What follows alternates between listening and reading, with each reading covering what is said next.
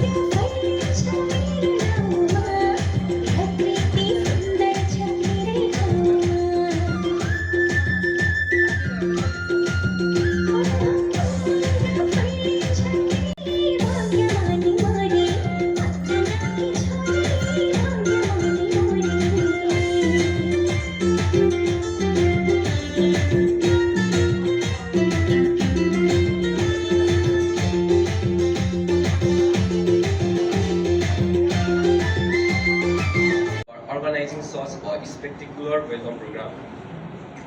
We are completely amazed by the hard work, creativity and energy you put into making us feel at home.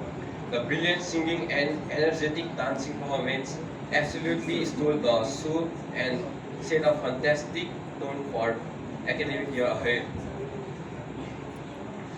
Your warm receptions had truly made us feel like an official part of the school family. We look forward to your continued mentorship, support and friendship as we... And first of all, I would like to congratulate class 12 students, Susan, Samir, लगायत सबै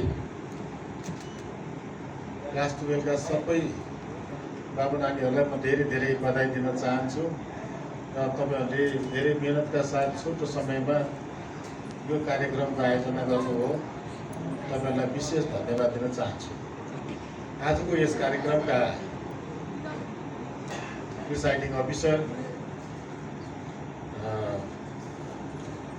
रितम घट्टी मगर, त्यस्तै गरेर स्कुलका principal त बाहिर जानु भएको छ, भाइस प्रिन्सिपल द्वय सन्तोष मिस भीम सर, त्यस्तै गरेर प्लस नबुझ्नेलाई पनि बुझाउने कोसिस गरौँ। हिजो एसीमा जे भयो भयो, अब नयाँ स्टोरी सुरु गरौँ, अब फेरि नयाँ कुरा सुरु गरौँ। लाइफ भनेको हामी सबैको छोटो हुन्छ, ख्याल गर्नु। छोटो लाइफ छ सबैको, यो लाइफलाई बिगार्न हुँदैन। छोटो लाइफलाई कसरी म्याक्सिमम यसलाई युटिलाइज गर्ने भन्ने कुरामा चिन्तित हुनुपर्छ, चिन्तन हुनुपर्छ, त्यसैको लागि लाग्नुपर्छ। अहिले यसो भनिरहँदा यस्तो कुरा धेरै सुनियो जस्तो लाग्छ, तर त्यस्तो होइन। त्यस्तो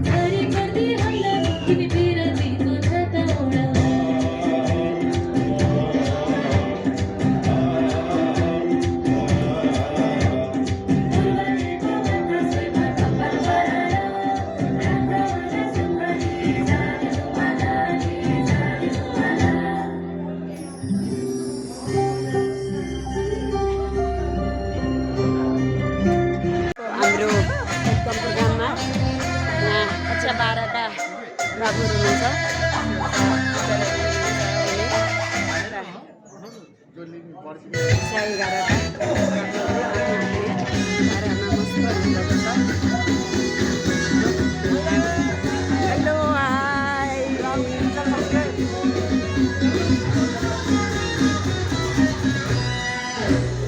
काजल आँखा छिमछिम परेली गरेर हेर्दा